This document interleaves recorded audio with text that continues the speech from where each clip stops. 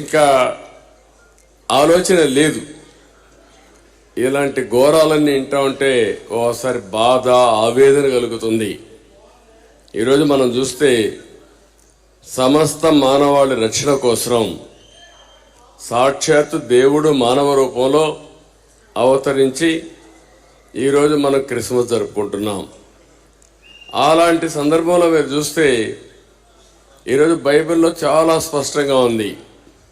ప్రేమ, కరుణ, త్యాగం, సహనం ఇవన్నీ కూడా ప్రతి ఒక్క క్రిస్టియన్స్లో కానీ సమాజానికి ఇవ్వాలని చెప్పి చాలా స్పష్టంగా ఉంటూ ప్రతి సంవత్సరం డిసెంబర్ నెల వచ్చిన తర్వాత అక్కడి నుంచి సెమీ క్రిస్మస్ వేడుకలు జరుపుకుంటూ జనవరిలో కూడా జరుపుకొని నూతన సంవత్సరానికి స్వాగతం పలుకుతాం.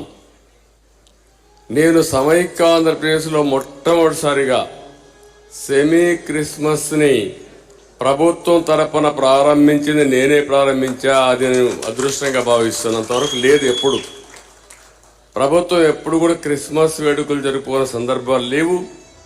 అవసరమైతే ఆ రోజు చర్చికి పోయి వస్తారు తప్ప ఎప్పుడు జరిపేవారు కాదు.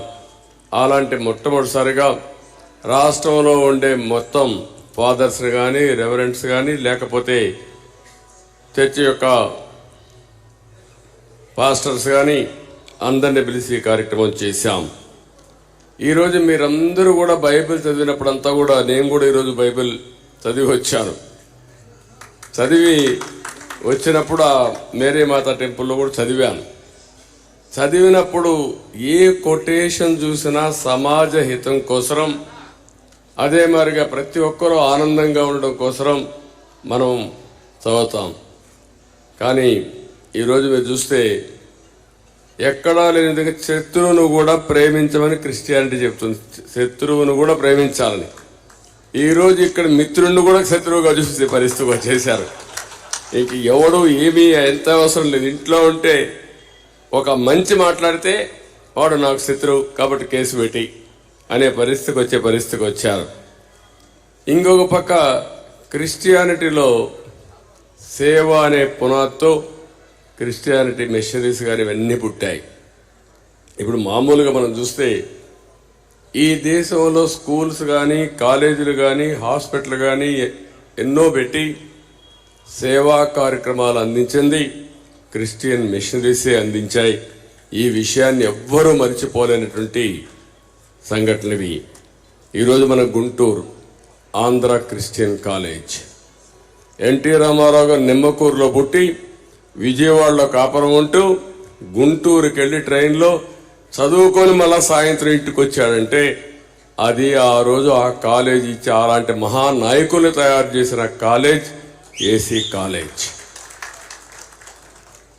అదే మరి ఇక్కడ చూస్తే ఆంధ్ర లయోలా కాలేజ్ 1953లో ఈ కాలేజీ పెట్టి రాష్ట్ర వ్యాప్తంగా అనేక మంది నాయకులు తయారు చేశారు. ఏ ఫీల్డ్ అయినా తీసుకోండి, నేను ఒక ఫీల్డ్ అని చెప్పడం లేదు. అన్ని రంగాలలో నాయకుల్ని తయారు చేసిన కాలేజీలు ఇవన్నీ.